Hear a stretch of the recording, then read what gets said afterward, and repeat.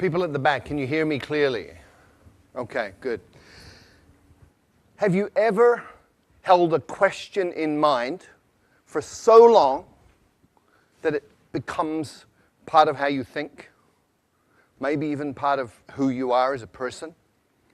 Well, I've had a question in my mind for many, many years, and that is, how can you speed up learning? Now, this is an interesting question because if you speed up learning, you can spend less time at school. And if you learn really fast, you probably wouldn't have to go to school at all. Now, when I was young, school was sort of okay, but I found quite often that school got in the way of learning. So I had this question in mind: how do you learn faster?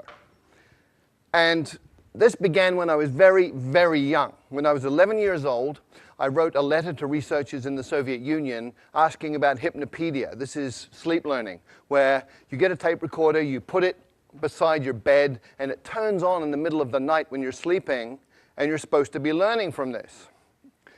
Good idea. Unfortunately, it doesn't work. But hypnopedia did open the doors to research in other areas, and we've had incredible discoveries about learning that began with that first question. I went on from there to become passionate about psychology, and I have been involved in psychology in many different ways for the rest of my life up until this point. In 1981, I took myself to China, and I decided that I was going to be native level in Chinese inside 2 years.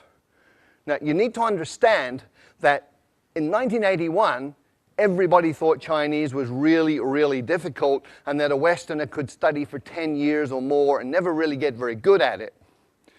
And I also went in with a different idea, which was taking all of the conclusions from psychological research up to that point and applying them to the learning process.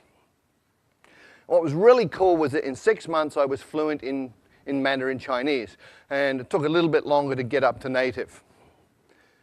But I looked around and I saw all of these people from different countries struggling terribly with Chinese. I saw Chinese people struggling terribly to learn English and other languages. And so my question got refined down to, how can you help a normal adult learn a new language quickly, easily, and effectively? Now, this is a really, really important question in today's world. We have massive challenges with environment. We have massive challenges with social dislocation, with wars, all sorts of things going on. And if we can't communicate, we're really going to have difficulty solving these problems. So we need to be able to speak each other's languages. This is really, really important. The question is, how do you do that?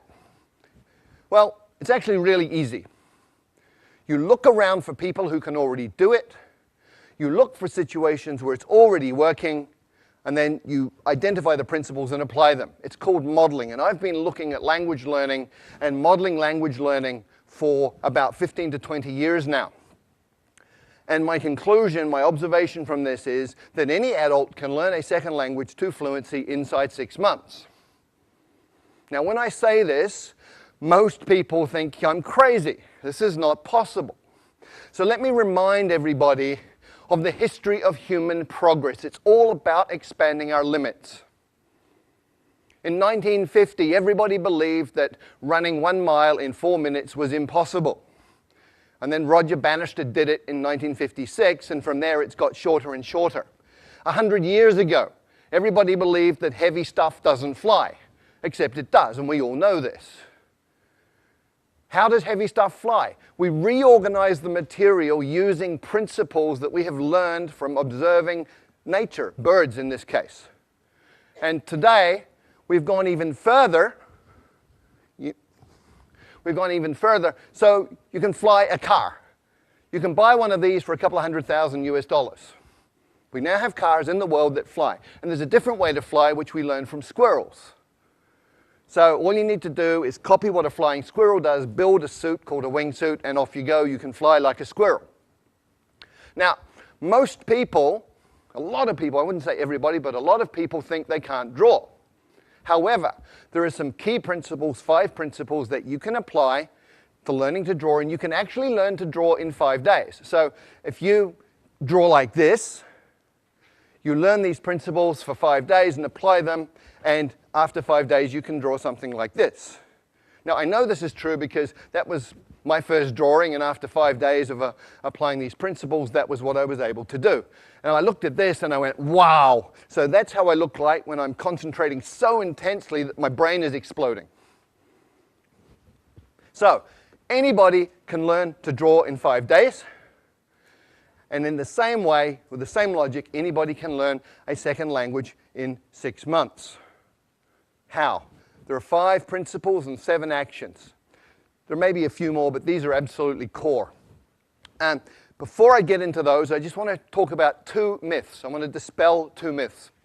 The first is that you need talent. Let me tell you about Zoe.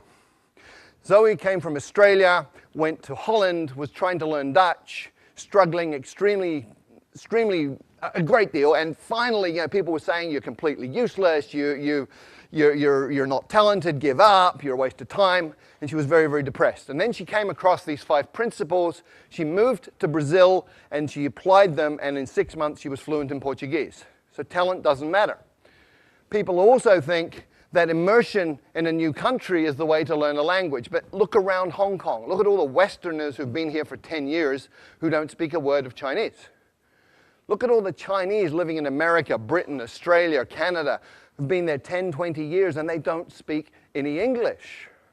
Immersion per se does not work. Why? Because a drowning man cannot learn to swim. When you don't speak a language, you're like a baby, and if you drop yourself into a context which is all adults talking about stuff over your head, you won't learn. So, what are the 5 principles that you need to pay attention to? First, there are 4 words. Attention, meaning, relevance, and memory. And these interconnect in very, very important ways, especially when you're talking about learning. Come with me on a journey through a forest. You go on a walk through a forest and you see something like this. Little marks on a tree. Maybe you pay attention, maybe you don't. You go another 50 meters and you see this. You should be paying attention. Another 50 meters, if you haven't been paying attention, you see this. And at this point, you're paying attention. And you've just learned that this is important, it's relevant, because it means this. And anything that is related, any information related to your survival, is stuff that you're going to pay attention to, and therefore you're going to remember it. If it's related to your own personal goals, then you're going to pay attention to it. If it's relevant, you're going to remember it. So the first rule, first principle for learning a language is focus on language content that is relevant to you, which brings us to tools. We master tools by using tools, and we learn tools the fastest when they're relevant to us. So let me share a story. A keyboard is a tool. Typing Chinese a certain way, there are methods for this. That's a tool. I had a colleague many years ago who went to night school Tuesday night, Thursday night, 2 hours each time, practicing at home. She spent 9 months, and she did not learn to type Chinese. And one night we had a crisis. We had 48 hours to deliver a training manual in Chinese. And she got the job. And I can guarantee you, in 48 hours, she learned to type Chinese because it was relevant, it was meaningful, it was important. She was using a tool to create value. So the second principle for learning a language is to use your language as a tool to communicate right from day one, as a kid does. When I first arrived in China, didn't speak a word of Chinese. And on my second week, I got to take a train ride overnight. I spent 8 hours sitting in the dining car talking to one of the guards on the train. He took an interest in me for some reason. And we just chatted all night in Chinese. And he was drawing pictures and making movements with his hands and facial expressions. And piece by piece by piece, I understood more and more. But what was really cool was 2 weeks later, when people were talking Chinese around me, I was understanding some of this. And I hadn't even made any effort to learn that. What had happened, I'd absorbed it that night on the train, which brings us to the third principle. When you first understand the message, then you will acquire the language unconsciously. And this is really, really well documented now. It's something called comprehensible input. There's 20 or 30 years of research on this. Stephen Krashen, a leader in the field, has published all sorts of these different studies. And this is just from one of them. The purple bars show the scores on different tests for language. The green and the purple people were people who had learned by grammar and formal study. The green ones are the ones who learn by comprehensible input. So comprehension works. Comprehension is key. And language learning is not about accumulating lots of knowledge. In many, many ways, it's about physiological training. A woman I know from Taiwan did great in English at school. She got A grades all the way through, went through college, A grades, went to the US and found she couldn't understand what people were saying. And people started asking her, "Are you deaf?" And she was English deaf. Because we have filters in our brain that filter in the sounds that we are familiar with, and they filter out the sounds of languages that we're not. And if you can't hear it, you won't understand it. If you can't understand it, you're not going to learn it. So you actually have to be able to hear these sounds. And there are ways to do that, but it's physiological training. Speaking takes muscle. You've got 43 muscles in your face. You have to coordinate those in a way that you make sounds that other people will understand. If you've ever done a new sport for a couple of days and you know how your body feels, hurts, if your face is hurting, you're doing it right. And the final principle is state, psychophysiological state. If you're sad, angry, worried, upset, you're not going to learn, period. If you're happy, relaxed, in an alpha brain state, curious, you're going to learn really quickly. And very specifically, you need to be tolerant of ambiguity. If you're one of those people who needs to understand 100% every word you're hearing, you will go nuts because you'll be incredibly upset all the time because you're not perfect. If you're comfortable with getting some, not getting some, just paying attention to what you do understand, you're going to be fine, you'll be relaxed, and you'll be learning quickly. So based on those 5 principles, what are the 7 actions that you take? Number 1, listen a lot. I call it brain soaking. You put yourself in a context where you're hearing tons and tons and tons of the language, and it doesn't matter if you understand it or not. You're listening to the rhythms, you're listening to patterns that repeat, you're listening to things that stand out. So just soak your brain in this. The second action is you get the meaning first, even before you get the words. And you go, well, how do I do that? I don't know the words. Well, you understand what these different postures mean. Human communication is body language in many, many ways. So much body language. From body language, you can understand a lot of communication. Therefore, you're understanding, you're acquiring through comprehensible input. And you can also use patterns that you already know. If you're a Chinese speaker of Mandarin and Cantonese, and you go to Vietnam, you will understand 60% of what they say to you in daily conversation, because Vietnamese is about 30% Mandarin, 30% Cantonese. The third action, start mixing. You probably have never thought of this, but if you've got 10 verbs, 10 nouns, and 10 adjectives, you can say 1,000 different things. Right? Language is a creative process. What do babies do? Okay, me, but, now. Okay, that's how they communicate. So start mixing, get creative, have fun with it. It doesn't have to be perfect, just has to work. And when you're doing this, you focus on the core. What does that mean? Well, with every language, there's high-frequency content. In English, 1,000 words covers 85% of anything you're ever going to say in daily communication. 3,000 words gives you 98% of anything you're going to say in daily conversation. You've got 3,000 words, you're speaking the language. The rest is icing on the cake. And when you're just beginning with a new language, start with your toolbox. Week number 1. In your new language, you say things like, how do you say that? I don't understand. Repeat that, please. What does that mean? All in your target language. You're using it as a tool, making it useful to you. It's relevant to learn other things about the language. By week 2, you should be saying things like me, this, you, that, give, hot, simple pronouns, simple nouns, simple verbs, simple adjectives, communicating like a baby. And by the 3rd or 4th week, you're getting into what I call glue words. Although, but, therefore, these are logical transformers that tie bits of a language together, allowing you to make more complex meaning. At that point, you're talking. And when you're doing that, you should get yourself a language parent. If you look at how children and parents interact, you understand what this means.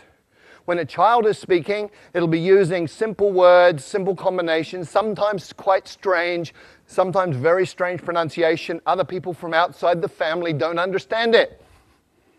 But the parents do.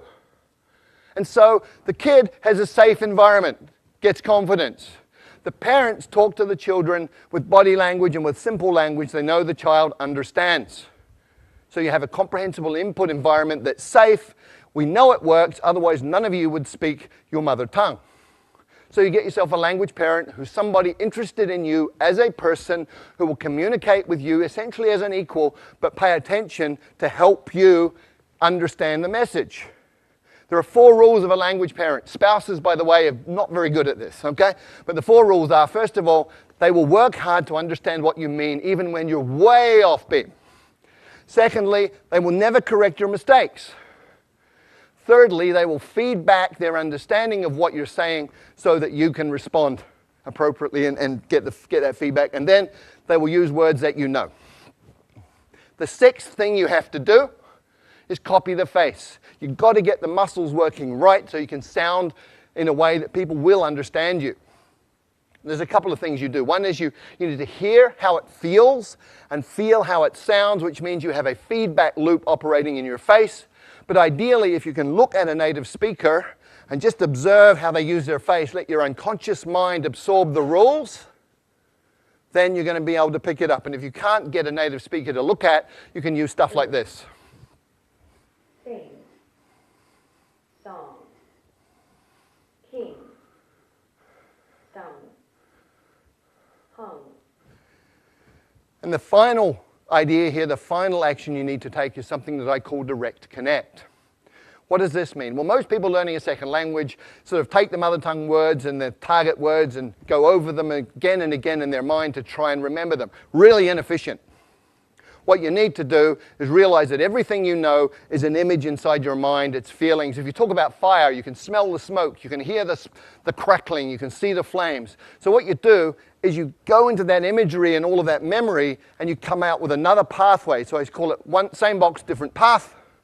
You come out that pathway and you build it over time. You become more and more skilled and just connecting the new sounds to those images that you already have and to that internal representation. And over time, you even become naturally good at that process. That becomes unconscious. So there are 5 principles that you need to work with, 7 actions. If you do any of them, you're going to improve. And remember, these are things under your control as the learner. Do them all. You're going to be fluent in the second language in 6 months. Thank you.